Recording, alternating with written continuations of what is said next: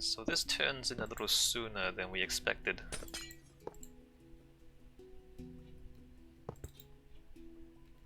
Right? Right.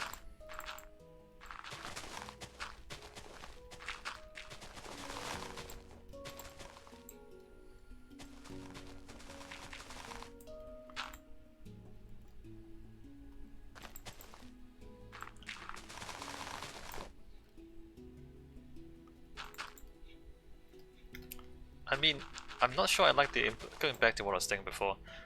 I'm not sure I like the implications for so-called self-determination. If it turns out that every single time something good happens, it's because someone from the outside is doing it and not the locals. But that does seem to be the conclusion that I'm reaching. Whether I like it or not. So, I don't know.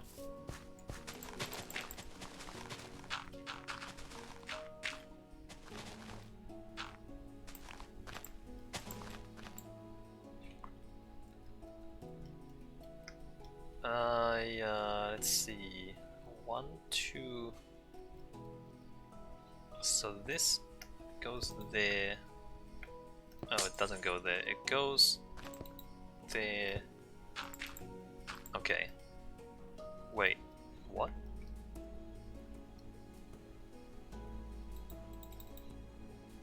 Oh, it steps down. Alright, alright.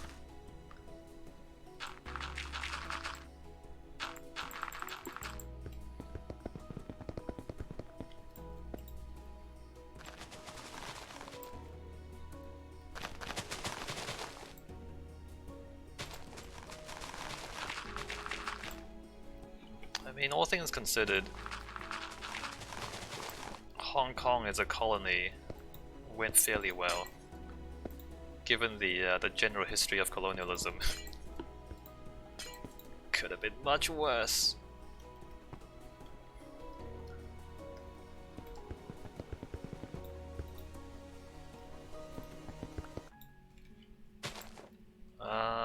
One, 2, 3, 4, 5. Break those, and then we diagonal from there.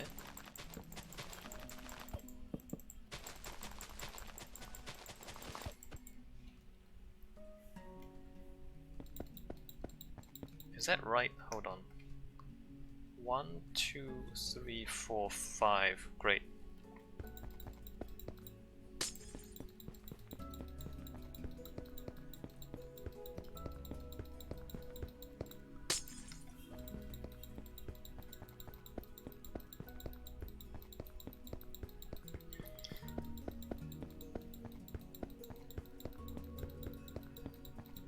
Although, if nothing else, I guess all these examples demonstrate that nobody really lifts themselves up by the bootstraps.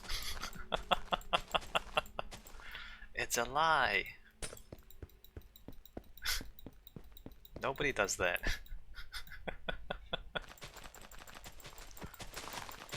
In case anyone is still of the opinion that self-reliance is somehow a thing that works.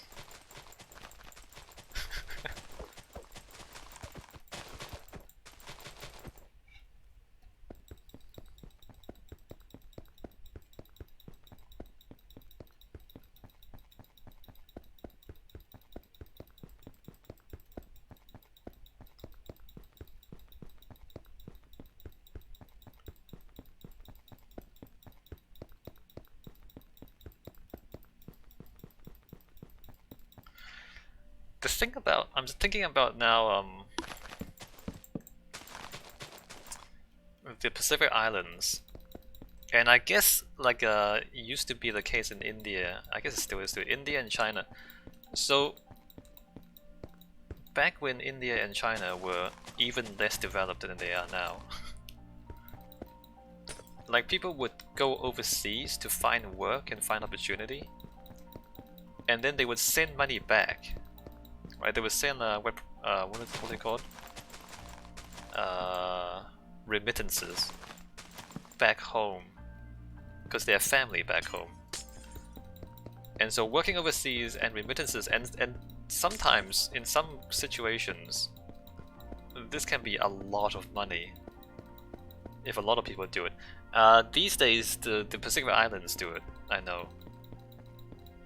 And maybe even in the United States some of these migrants also send money back if they find a job. So what happens is somebody, or like the best and brightest people, leave home, go overseas, find work, earn money, send that money back home, and that money can then be used to stimulate the local economy, maybe invest in education and healthcare and things back at home using that money. And in that case, you're not relying on a foreign power to do it, like you're sending your own people. You're kind of still relying on foreigners because you have to go somewhere else to find work, to earn money to send back, but it's your own people doing it at least. You are kind of piggybacking on another economy, but it's your own people doing it, not someone else giving it to you.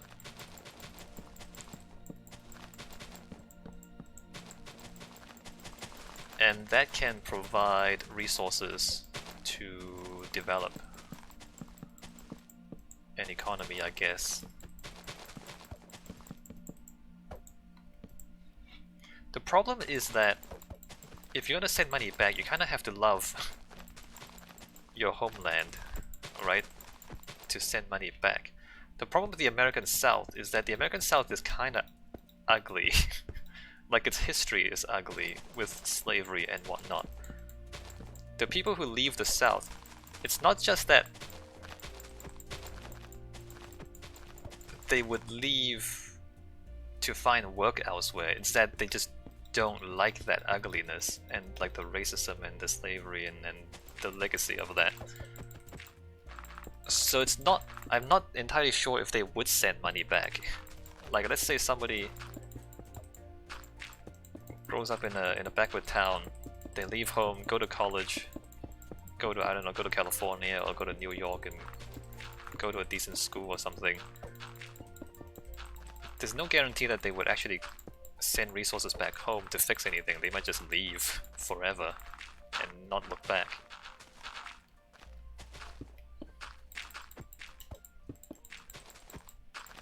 So relying on remittances, like you have to have enough attachment to your home to actually want to send money back to them, as opposed to just keeping the money for yourself.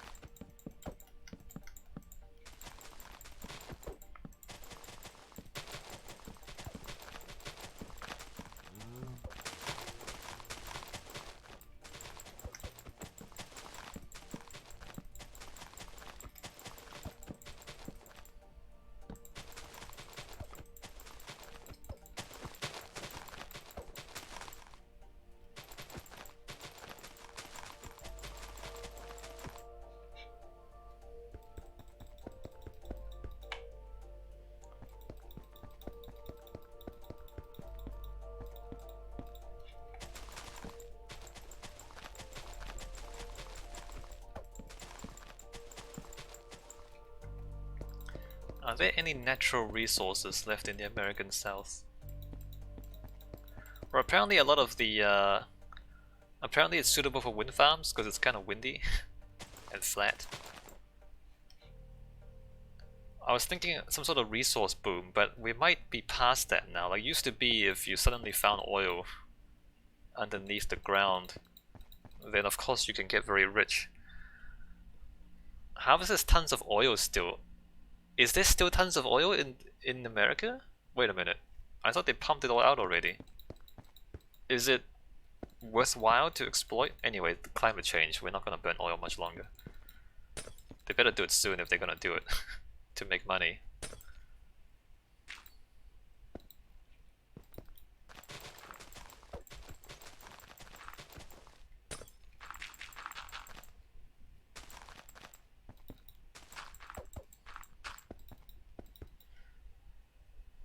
Harvard says US is number 3 in the world for oil reserves.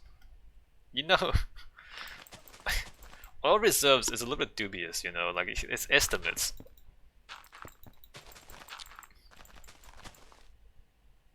Number 1 in the world for oil reserves?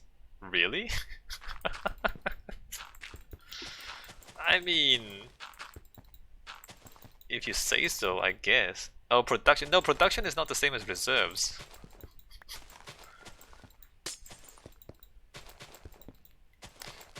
Anyway, I don't see how oil would go to the local people though. I mean, I was gonna say, the other thing with the resource booms is that they tend to be, the money tends to flow to a few barons. Or like, you know, a few big corporations and their owners. How says, never said reserves. Yeah, I don't know. Number 1 in production? That's recent though, isn't it?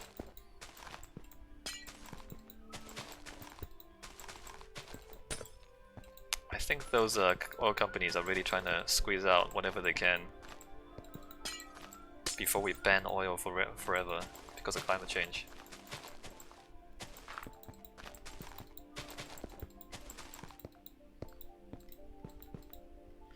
USA is 8th in reserves, Canada is number 1.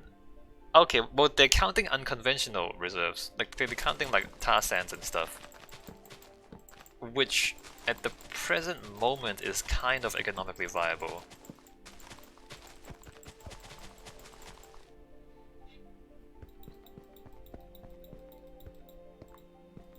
It's the plastics we'd have to replace that would be difficult, I think. Well,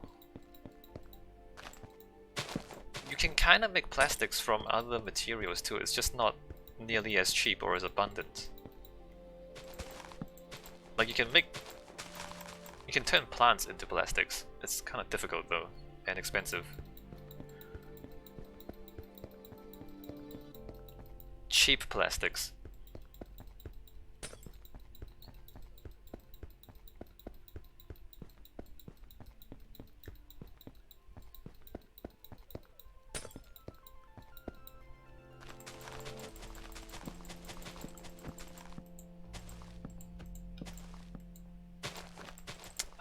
Like biopolymers? Hold on, is that a thing? Biopolymer. Maybe like biotechnology will give us different kinds of. Anyway, let me not read about biopolymers right now.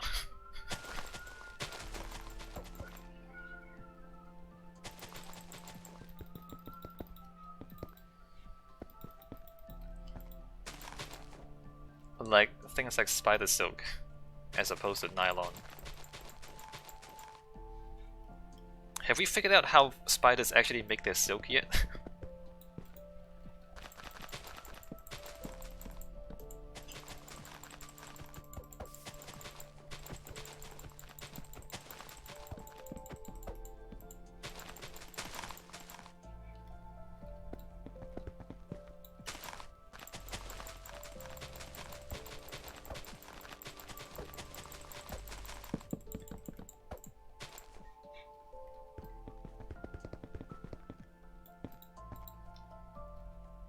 Oh, we're stepping up. My bad. Stepping up.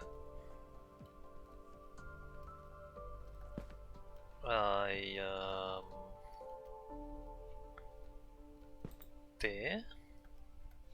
Alright, there.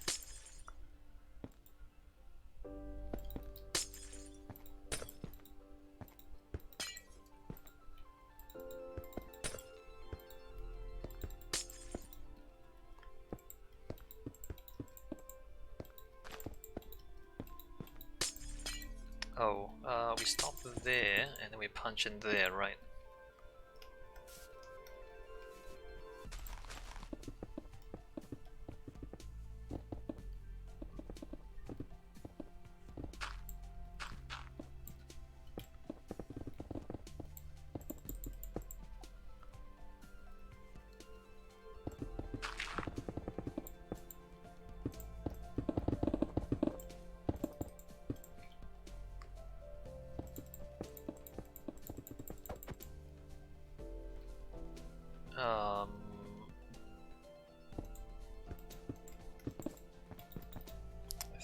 It's at that level. Alright, that's correct.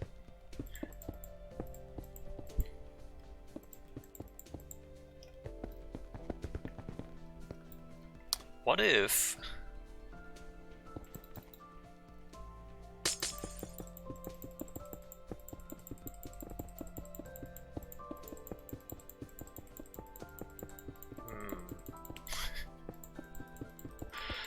before I kind of recklessly talk about massive population movements, let me just think very carefully about what I say.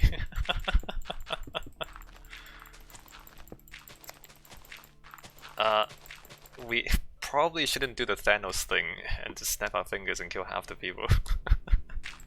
It's probably not the solution to any problem.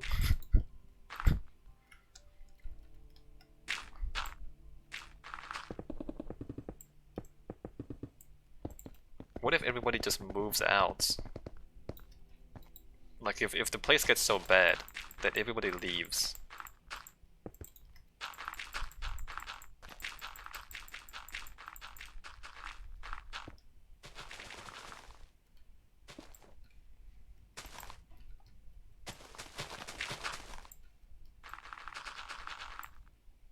I just realized I don't quite want to dig out that much.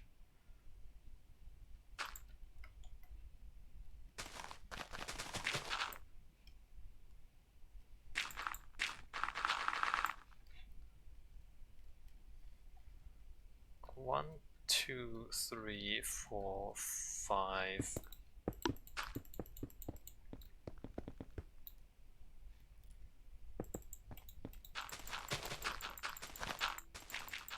Because in a lot of places there's historically been movement away from rural areas and into the cities because of the industrialization of agriculture, meaning you need less people on the farms, and then also the industrialization of industry, which means you have more opportunities in factory work in the cities. But is that too late now for the United States? Have they gone through? They've gone past that, right? They've gone past that.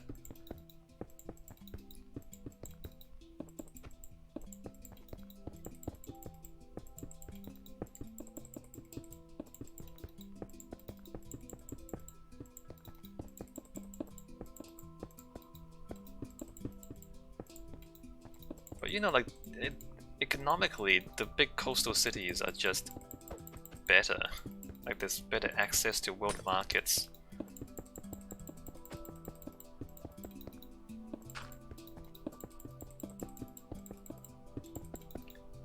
And even though some of these bigoted people won't believe it,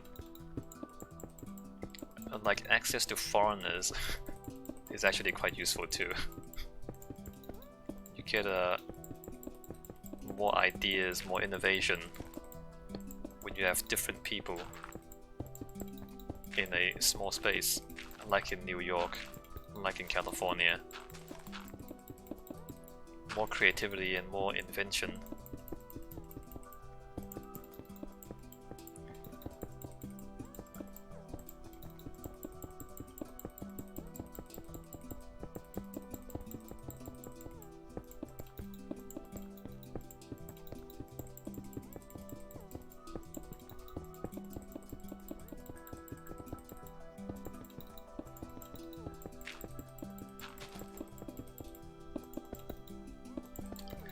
Do the cities just...